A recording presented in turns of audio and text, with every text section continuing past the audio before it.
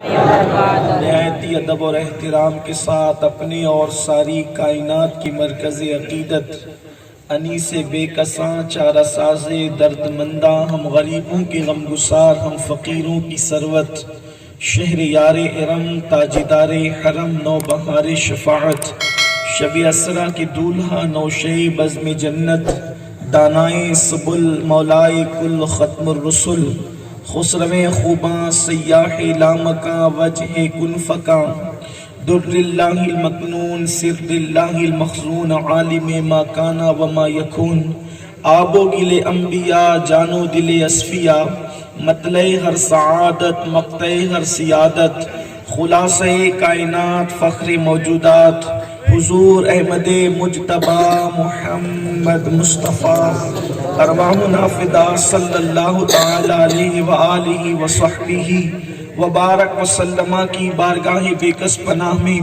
جس طریقے سے پڑھاؤں بلند آواز سے میرے ساتھ مل کر پڑھیں۔ الصلاۃ والسلام علیک یا رسول اللہ، الصلاۃ والسلام علیک یا نبی اللہ، الصلاۃ والسلام علیک یا حبیب اللہ، وعلی آلک و اصحابک یا نور اللہ، صلی اللہ تعالی علیہ وسلم۔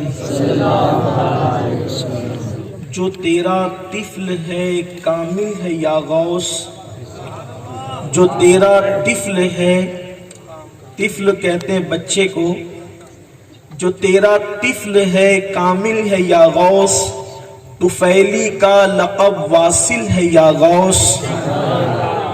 اور ایک مقام پر کہتے تیرا ذرہ مہ کامل ہے یا غوث، تیرا ذرہ مہ کامل ہے یا غوث، اور تیرا قطرہ یم سائل ہے یا غوث، اور تو اپنے وقت کا صدیق اکبر، تو اپنے وقت کا صدیق اکبر، غنی و حیدر و عادل ہے یا غوث، غنی و حیدر و عادل ہے یا غوث، اور الوہیت ہی ایک احمد نے نہ پائی، الوہیت ہی ایک احمد نے نہ پائی، نبوت ہی سے تو عادل ہے یا غوث۔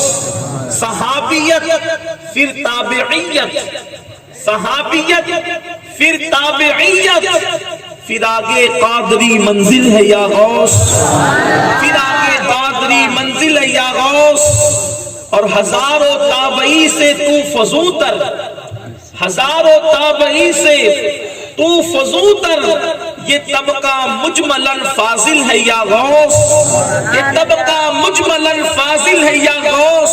پھر نتیجہ یہ نکلتا ہے وہ کیا جانے گا فضل مرتضیٰ کو، وہ کیا جانے گا فضل مرتضیٰ کو، جو تیرے فضل سے غافل ہے یا غوث، اور رضا کا خاتمہ بالخیر ہوگا تیری رحمت اگر شامل ہے یا غوث، ہمارا خاتمہ بالخیر ہوگا تیری رحمت اگر شامل ہے یا غوث۔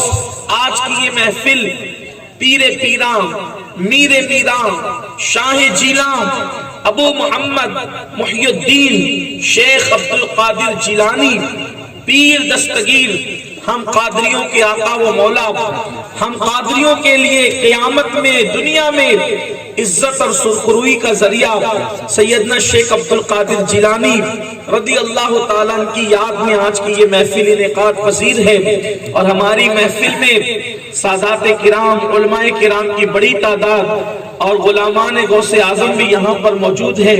مجھ سے پیشتر آپ نے ہندوستان کے مایہ ناز نعت خواں برادر ذیقدر شبیر برکاتی سے جو ہے نعتیں سن لی ہے، اور اب باری ہے اس ذات ستودہ صفات کی، اس قدسی صفت، بلکہ اللہ اکبر، ان کے خاندان کے بزرگوں کی شان تو یہ ہے کہ دامن میں چھوڑ دے تو فرشتے وضو کریں، اب ان کے ذکر کی باری ہے۔ میرے آقا صلی اللہ علیہ وسلم کے پیارے دیوانوں، اللہ تبارک و تعالیٰ کا ارشاد ہے یا ایھا الذین آمنوا اتقوا اللہ وابتغوا الیہ الوسیلہ، اے ایمان والو اللہ سے ڈرو اور اللہ تک پہنچنے کے لیے آیت مبارکہ کا ترجمہ کرنے کی بجائے ترجمانی کرنا چاہتا ہوں تاکہ بات سب کے سمجھ میں آ جائے۔ اللہ تک پہنچنے کے لیے، اللہ کے قرب کے لیے وسیلہ تلاش کرو، وسیلہ ڈھونڈو اللہ تک پہنچنے کے لیے۔ یہ قرآن مقدس کی آیہ کریمہ ہے، یعنی کہ قرآن یہ ذہن دے رہا ہے کہ اللہ ملتا ضرور ہے لیکن اللہ سے ملنے کے لیے کوئی وسیلہ ضرور چاہیے، اللہ سے ملنے کے لیے کوئی وسیلہ چاہیے، کوئی واسطہ چاہیے۔ قرآن نے واضح طور پہ کہہ دیا وَابْتَغُوا إِلَيْهِ الْوَسِيلَةَ، وسیلہ ڈھونڈو، وسیلہ تلاش کرو اللہ تک پہنچنے کے لیے۔ قرآن نے واضح طور پر کہہ دیا، لیکن اب آیت کو سمجھنے میں، آیت کو سمجھانے میں دو گروپ ہو گئے۔ ایک گروپ کہتا ہے جو 1857 کے بعد انگریزوں کی میز سے پیدا ہوا، وہ گروپ یہ کہتا ہے کہ اللہ تک پہنچنے کے لیے جو وسیلے کا حکم اللہ نے دیا ہے وہ صرف عمل ہے، عمل، اور کوئی چیز نہیں۔ لیکن وہ گروپ جس کو سواد اعظم اہل سنت و جماعت کہتے ہیں، یہ اہل سنت و جماعت جو صفا کے چبوترے سے چلے اور پوری دنیا کے اندر اپنی خوشبو کو پھیلایا اور 1450 سال سے ایک ہی نظریہ، ایک ہی فکر، ایک ہی عقیدہ، ایک ہی بولی پوری دنیا میں اہل سنت بول رہے ہیں۔ واللہ کسی فرقے کی یہ شان نہیں کہ وہ 1400 سال تک ایک ہی بولی بولے۔ پہلی بات تو 1400 سال سے کوئی ہے ہی نہیں، لیکن اللہ جو بعد میں آئے ہیں ہند میں کچھ بولتے ہیں، پاکستان میں کچھ بولتے ہیں، بنگلہ دیش میں کچھ بولتے ہیں، سعودی میں کچھ بولتے ہیں، یمن میں کچھ بولتے ہیں۔ یہ صرف اہل سنت کی شان ہے کہ اہل سنت سبحان اللہ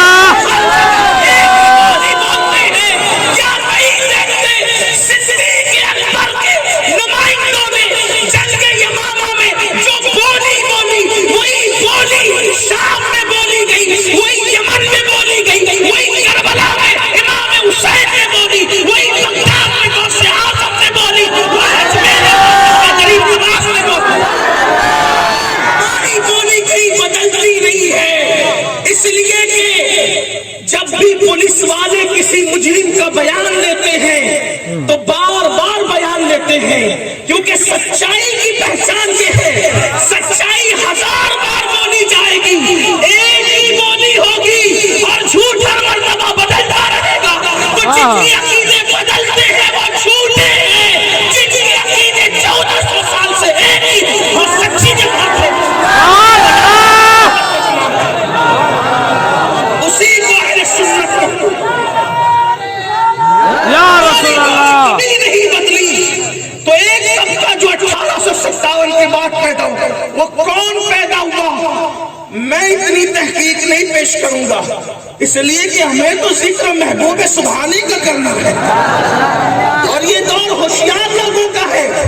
ہر بات اب کھل کے بولنے کے لیے ٹائم نہیں رہا، ٹائم شارٹ ہے، تو اس لیے آپ ہم سے زیادہ جانتے ہیں کہ 1857 کے بعد پیدا کون ہوا۔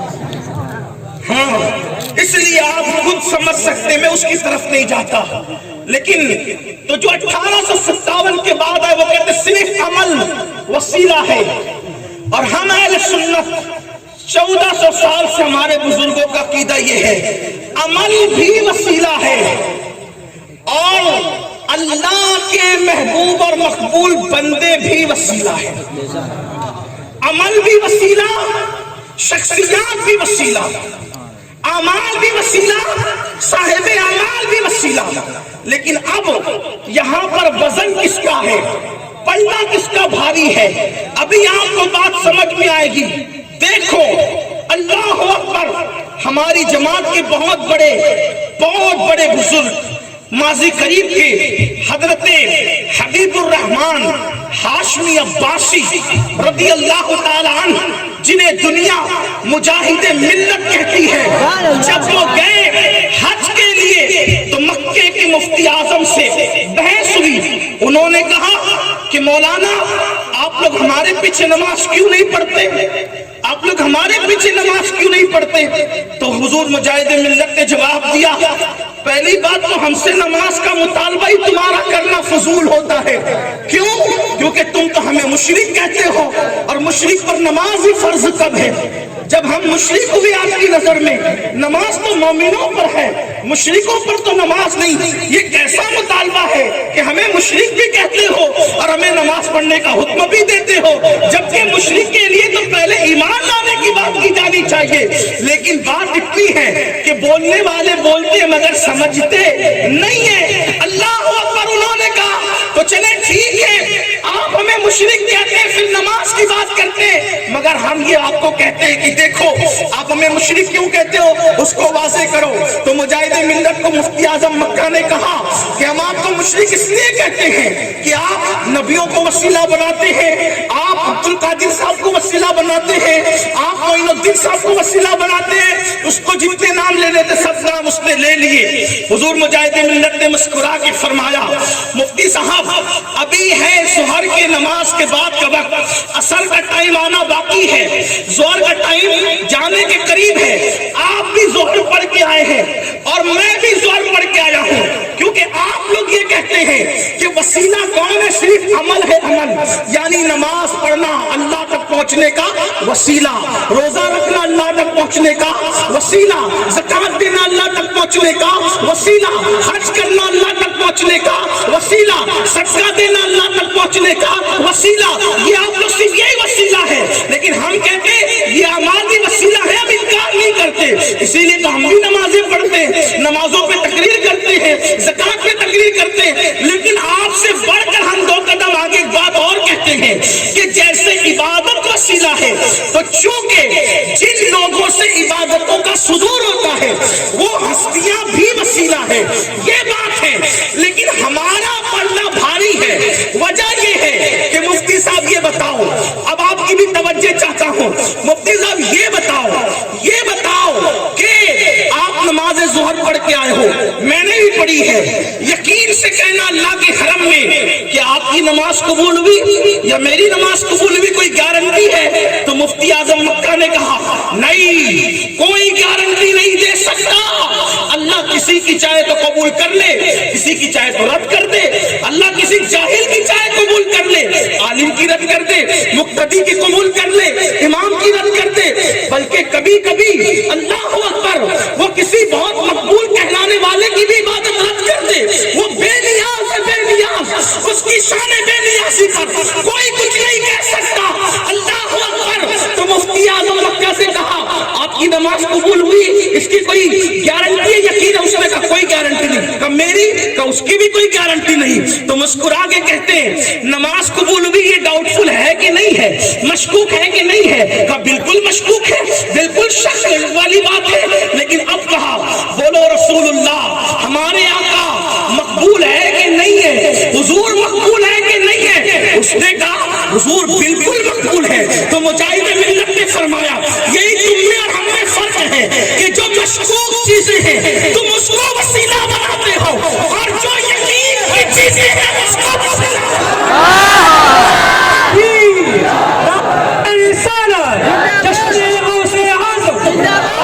اسی لیے ہم کبھی دعا میں یہ نہیں کہتے اللہ ہماری نمازوں کا واسطہ دعا قبول کر لے, ہم تو یہ کہتے اللہ تیرے محبوب کا واسطہ دعا قبول کر لے.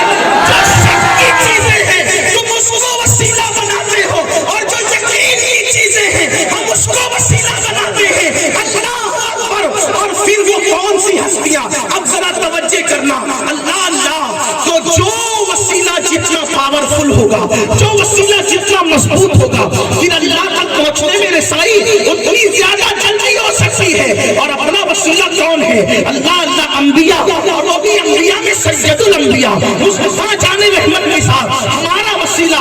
اور پھر اللہ اکبر صحابہ کرام, صدیق اکبر, فاروق اعظم, عثمان غنی, مولائے کائنات, امام حسین, امام زین العابدین, امام جعفر صادق, امام موسیٰ قاسم, امام علی رضا, امام تقی, امام نقی, امام حسن عسکری. ہمارا وسیلہ وہ ہے جسے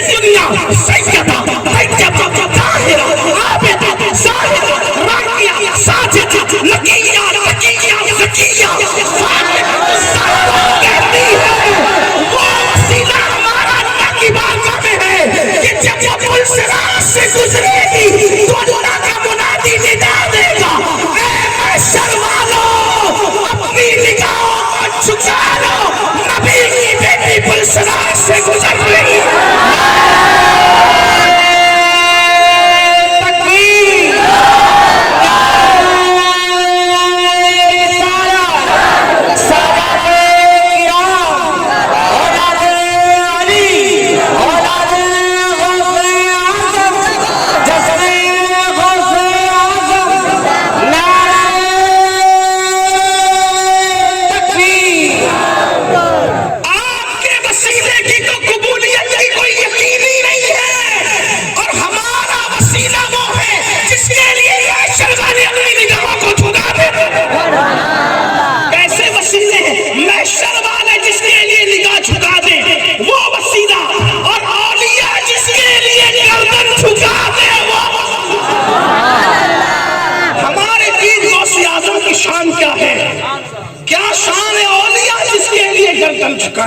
میں بہت لمبی نہیں کروں گا، موسم کا بھی خیال ہے، حالات کا بھی خیال ہے، لیکن سنی جوانوں سے کہنا چاہتا ہوں کہ گناہوں سے رشتہ جوڑنے والوں اللہ کے ولیوں سے رشتہ جوڑو، اللہ کے مقبول بندوں سے رشتہ جوڑو، عیاشیوں سے رشتہ جوڑنے والوں عبادت گزاروں سے رشتہ جوڑو۔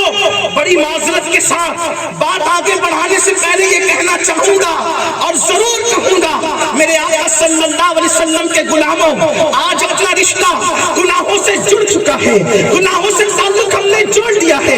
یہی وجہ تو ہے، یہی بات تو ہے، اللہ اکبر، کہ آج ہمارا جوان زنا کے اڈوں کی طرف جا رہا ہے، جمعوں کے اڈوں کی طرف جا رہا ہے، مسجدوں کو ویران کر چکا ہے، عورتوں پہ بدنظری کر رہا ہے، ماں باپ کی نافرمانی کر رہا ہے۔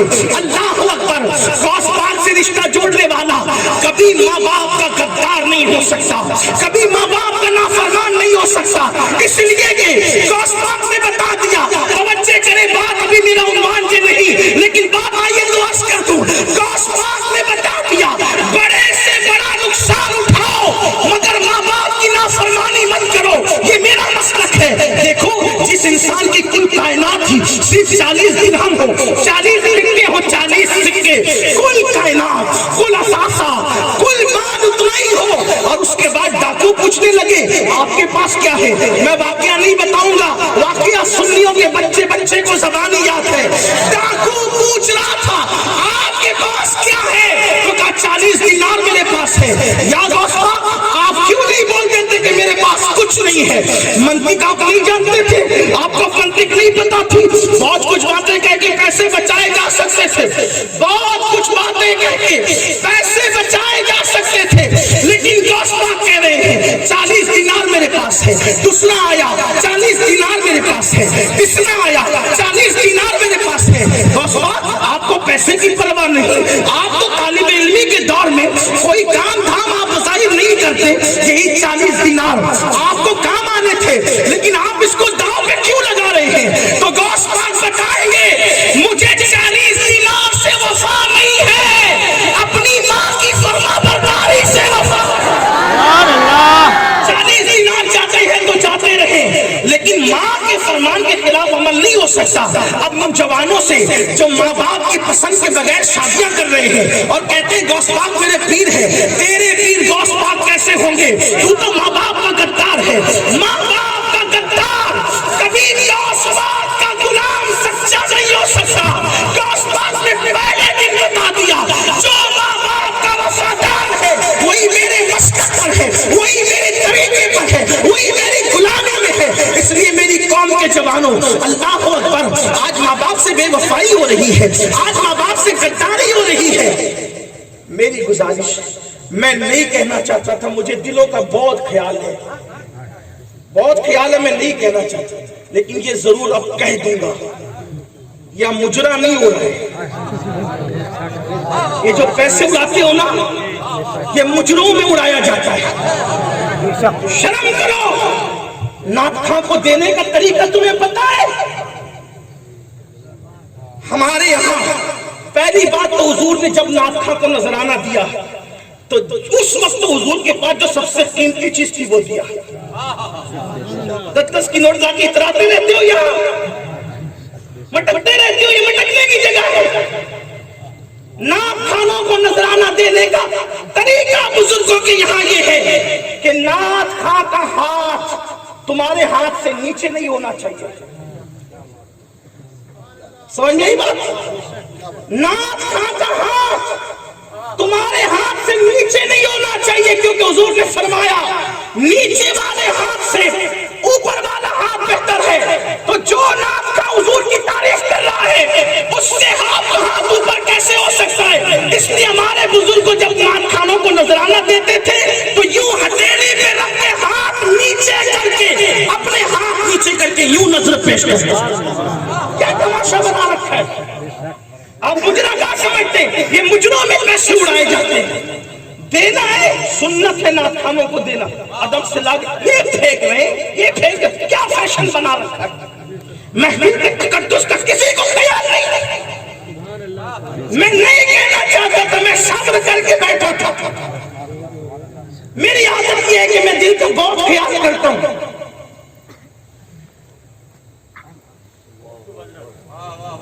آئندہ کم سے کم جب میں موجود رہوں میری موجودگی میں کوئی یہ جرات نہ کرے.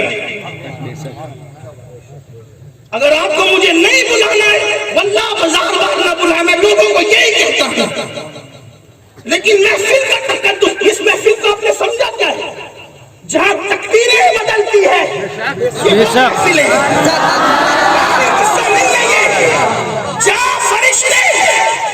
فرشتے ایک دوسرے کو بلا کر کہتے ہیں آؤ کامیابی کی طرف، آؤ. فرشتے کہتے ہیں آؤ کامیابی کی طرف، آؤ. فرشتے فرشتوں کو بلا کر کہتے ہیں آؤ کامیابی کی طرف. یہ وہ محفل ہے، یہ وہ محفل ہے جس میں آنے والا جنتی ہو جاتا ہے.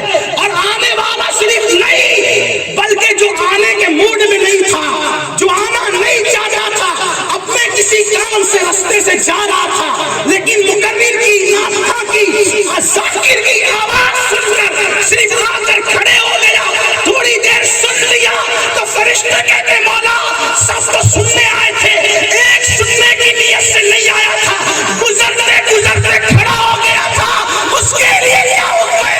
اللہ فرماتا ہے چونکہ محبوب کے ذکر کی محفل ہے وہاں کوئی محروم نہیں ہوگا، ہم نے اس کو بھی خوشی دی.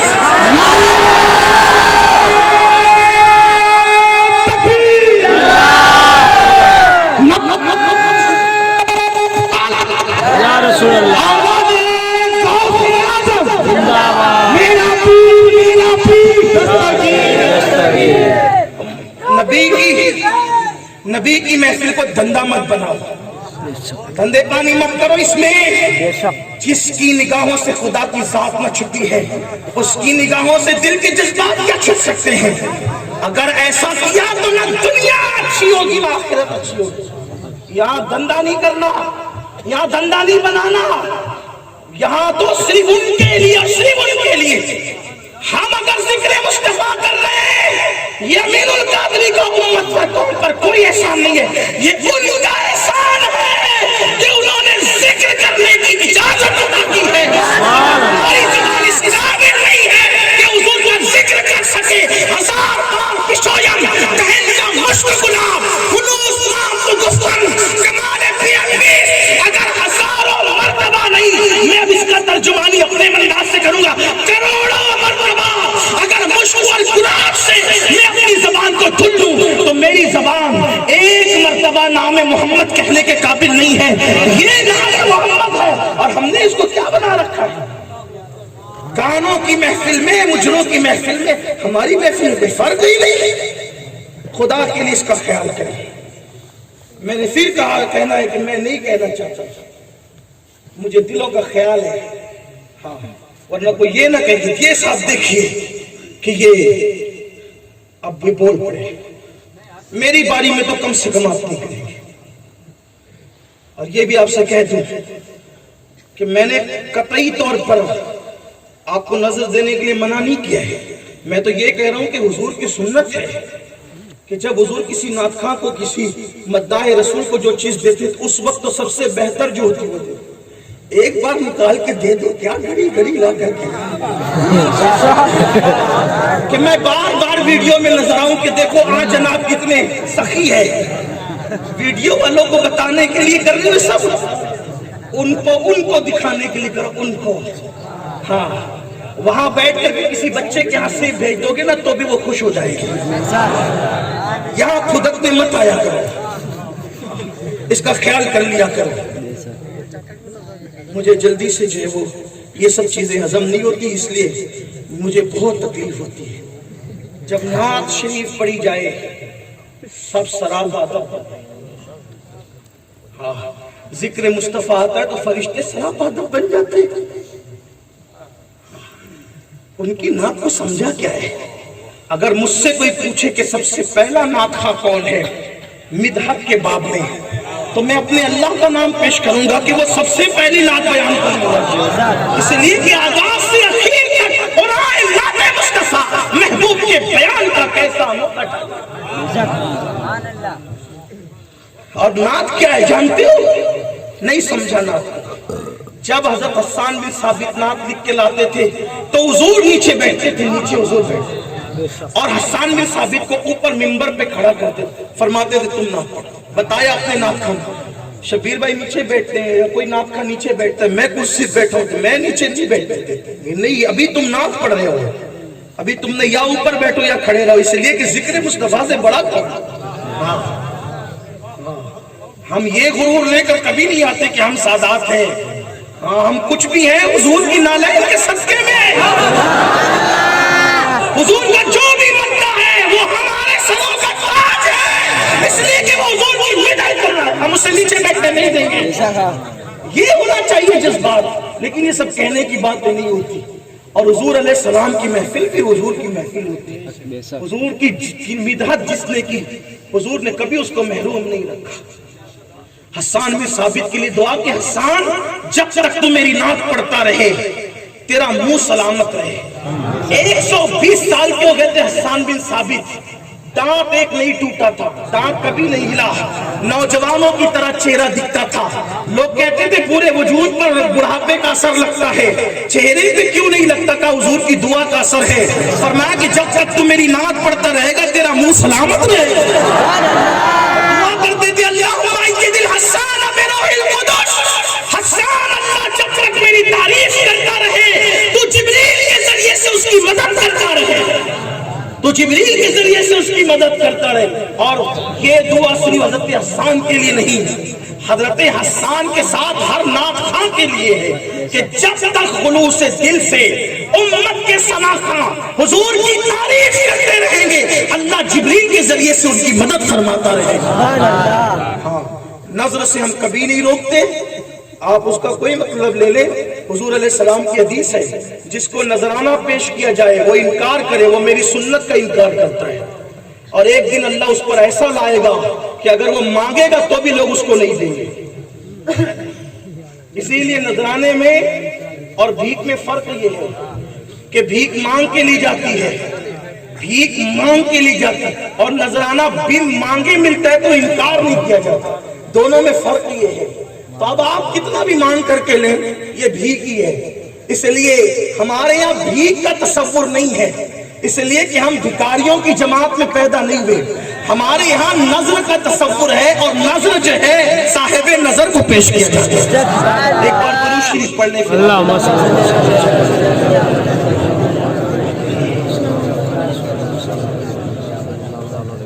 بلند آواز سے درود شریف پڑھنے۔ اللہ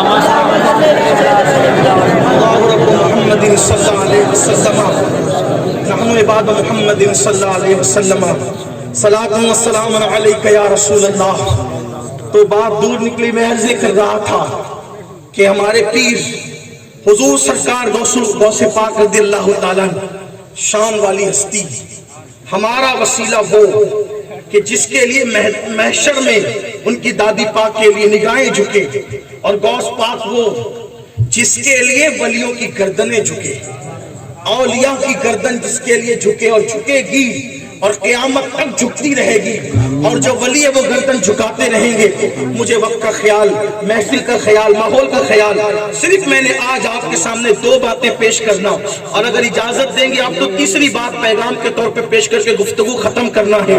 آپ سے آج اتنا ہی کہنا ہے، اپنی نسبتیں اپنے بزرگوں سے جوڑو، اپنی نسبتیں اپنے بزرگوں سے مضبوط کرو، جڑ جاؤ غوث اعظم سے، جڑ جاؤ غریب نواز سے، جڑ جاؤ مخدوم سمنا سے، جڑ جاؤ محبوب الہی سے، جڑ جاؤ شاہ برکت اللہ سے۔ یہ اللہ کے دوست لوگ ہیں، یہ اللہ کے اولیاء ہیں، جو ان سے جڑ جاتا ہے، جو ان سے جڑ جاتا ہے تو پھر اس کا تعلق اللہ سے جڑ جاتا ہے، وہ اللہ کے دوستوں میں ان ڈائریکٹ شامل ہو جاتا ہے۔ مثال کے طور پر ایک بات بتاؤں، کوئی بہت بڑا آدمی ہو، کوئی بہت بڑا انسان ہو، اور اس سے دوستی کرنا آسان نہ ہو، مشکل ہو، اور اس کے دروازے پہ چکر لگانے کے لیے جائیں تو دروازہ کھلا ہوا ہی نہیں ملتا، یا ملتا ہے تو دربان بیٹھے ہوتے ہیں، پہرے لگے ہوتے ہیں، آپ نہیں مل سکتے، یہاں تو یہ شرط ہے، یہ شرط ہے، یہ شرط ہے۔ تو اس کے بعد ہوتا کیا ہے، آدمی اگر ہوشیار ہو تو یہ سوچے یار بہت بڑا آدمی ہے، اس سے جو وہ دوستی آسان نہیں ہے، اتنے پاپڑ بیلنے پڑے گے کہ ہم نہیں بیل سکتے۔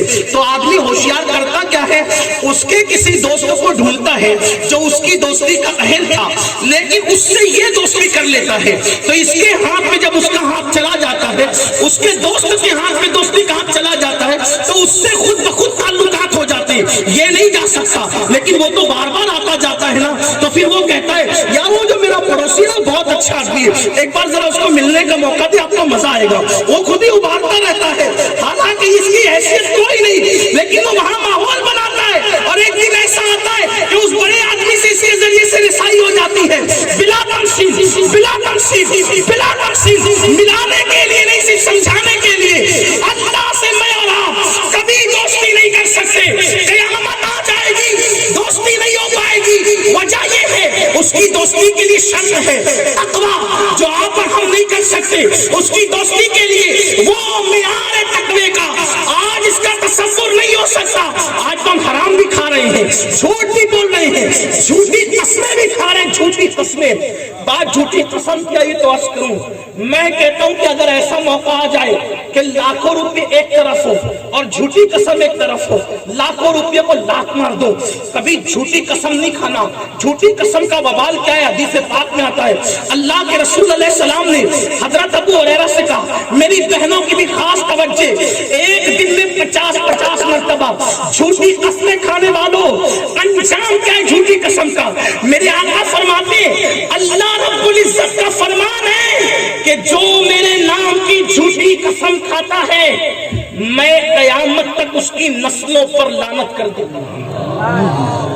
ایک جھوٹی قسم کی نحوست اور لعنت پوری نسل پر۔ آپ قبر میں چلے جائیں گے جھوٹی قسم کھا کے، آپ کی نسل قیامت تک بھگتتی رہے گی۔ یہ ہے جھوٹی قسم کا وبال۔ اندازہ تو کریں، اپنے بچوں کے مفاد کے لیے 2 روپے کی خاطر تجارت کی منڈی میں جھوٹ بولنے والوں، 10 روپے کی خاطر ایمان کا سودا کرنے والوں، کبھی سوچا جن اپنے بچوں کی ترقی کے لیے میں جھوٹی قسم کھا رہا ہوں اس پر لعنت ہوگی تو یہ کہیں کے نہیں رہیں گے، دولت ان کے پاس ہوگی لیکن اللہ کی رحمت نہ مل سکے گی، مال ان کے پاس ہوگا اللہ کی رحمت نہیں مل سکے گی۔ اس لیے جھوٹی قسم کبھی مت کھانا، بڑے سے بڑا نقصان اٹھا لینا، لیکن کبھی جھوٹی قسم نہیں کھانا۔ جھوٹی قسم کا وبال بہت برا ہے، لیکن میرا عنوان چونکہ وہ نہیں ہے اس لیے میں عرض یہ کرنا چاہتا ہوں، میرے آقا صلی اللہ علیہ وسلم کے دیوانوں، اللہ کی دوستی کے لیے تقویٰ ضروری ہے، اور تقویٰ کس انداز کا ہونا چاہیے؟ اللہ اللہ، حضرت امام احمد ابن حنبل کو پتا چلا کہ بغداد میں بکری چوری ہو گئی، تو پوچھا کہ بھئی یہ بکری کی زندگی کتنی ہوتی ہے؟ لوگوں نے بتایا اتنے سال، تو کبھی بکری کا گوشت نہیں کھایا اتنے سال تک کہ کہیں وہ چوری کی بکری کسی کسائی کے ہاتھ بیچ دی گئی ہو اور دھوکے سے میرے حلق کے نیچے وہ نہ اتر جائے۔ یہ ہے تقویٰ۔ اللہ اکبر، کبھی گورنمنٹ کی بادشاہ کی مشعل کی روشنی میں اپنا لباس کبھی نہیں سیا، یہ ہے تقویٰ۔ اللہ اکبر، کبھی کسی عورت کو اپنی زندگی میں محرمات کے علاوہ غیر محرم پر کبھی نظر نہیں ڈالی، یہ ہے تقویٰ۔ 40 سال تک ہر دن عشاء کا وضو ہوتا تھا اور اسی سے فجر کی نماز ہوتی تھی، اسی طرح 40 سال گزرے ہیں، یہ ہے تقویٰ۔ 15 سال تک کے ایک پیر پہ کھڑے ہو کے پورا قرآن ختم کیا ہے،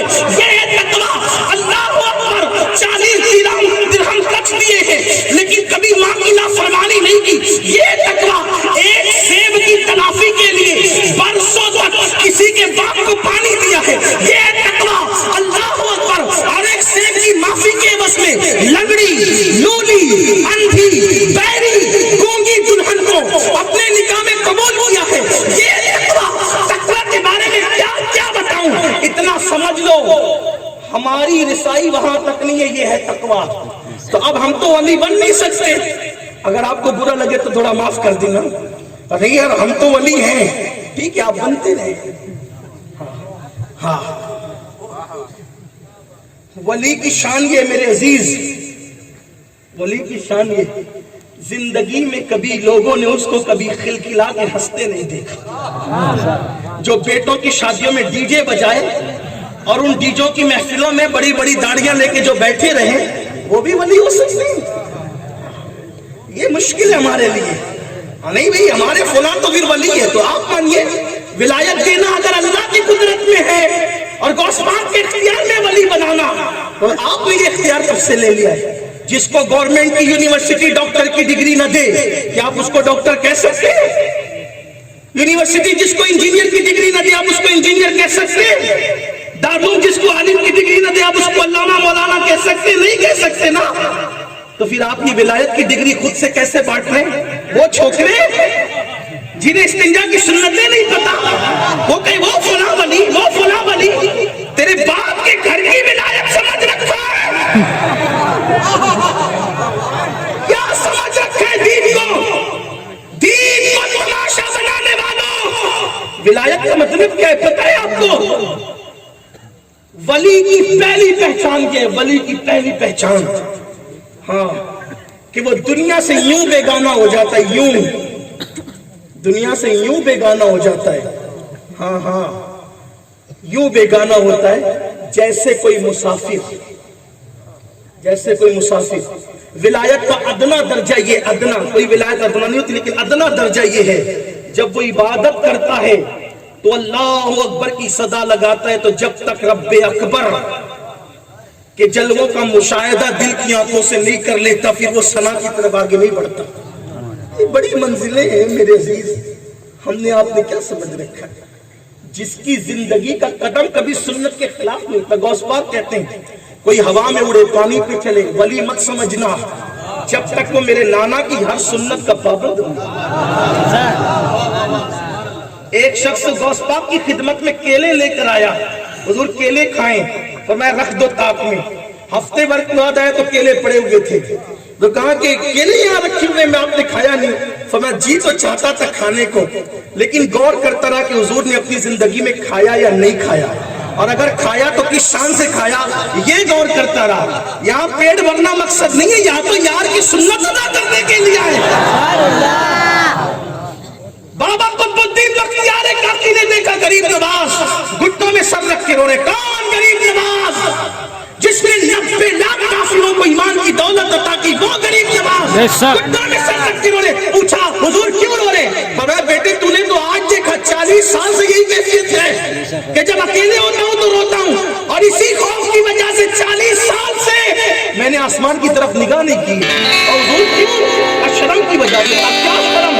ایک ایسی بات ہو گئی جس کی وجہ سے شرم اتنی ہے, آسمان کی طرف 40 سال سے نہیں دیکھا. کہا کیا شرم؟ تو کہا کہ ایک دن وضو کر رہے تھے اور وضو میں انگلیوں کا خلال کرنا نبی کی سنت ہے, جلدی جلدی میں بھول گئے, بھول سے یہ سنت چھوٹ گئی. اب شرم آتی ہے کہ قیامت میں اللہ کو منہ کیا دکھاؤں. یہ حال ہے ولیوں کا, جن کے یہاں فرض نہیں, جن کے یہاں واجب نہیں, وہ لوگ ولایت کے دعوے دار ہیں, جھوٹ ہے, مکار ہے. اور ایک بات آپ کو بتاؤں سب سے بڑی بات, جس کو قدرت ولی بنا لیتی ہے وہ کبھی نہیں کہتا کہ میں ولی ہوں.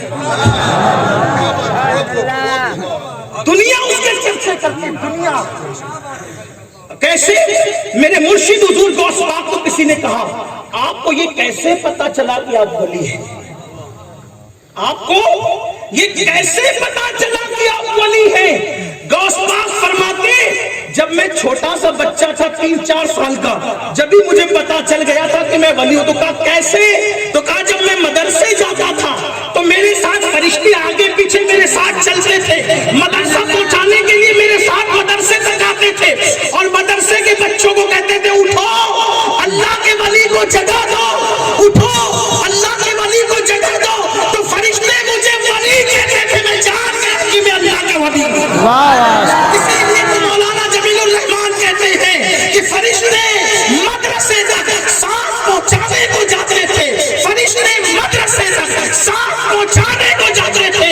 یہ دربار الہی میں ہے,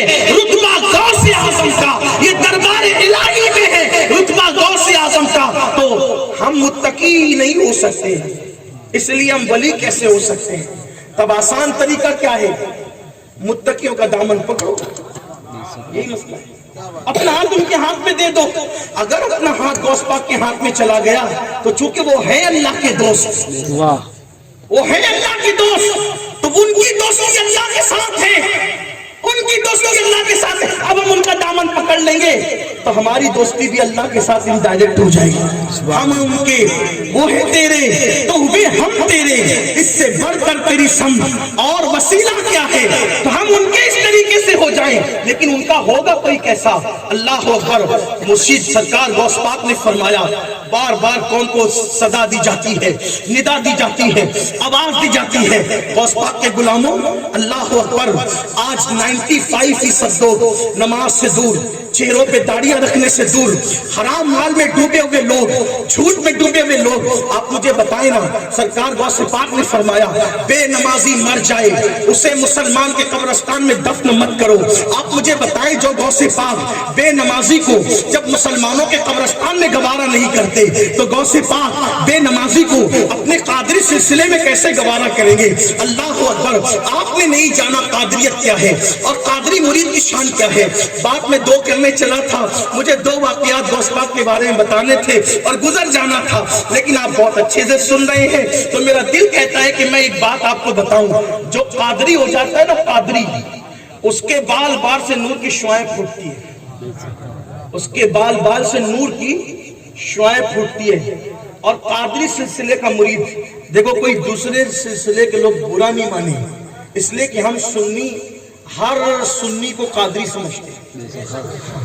جو چشتی ہے وہ بھی قادری ہے، جو نقشبندی وہ بھی قادری ہے، جو سروردی وہ بھی قادری، سب قادری ہے، یعنی جو غوث پاک کو مانے وہ قادری ہے۔ ہاں، ورنہ ہندوستان میں تو ہم قادری یہ کہتے ہیں، قادری لوگ، ہم قادری لوگ خود کہتے ہیں ہندوستان میں پیدا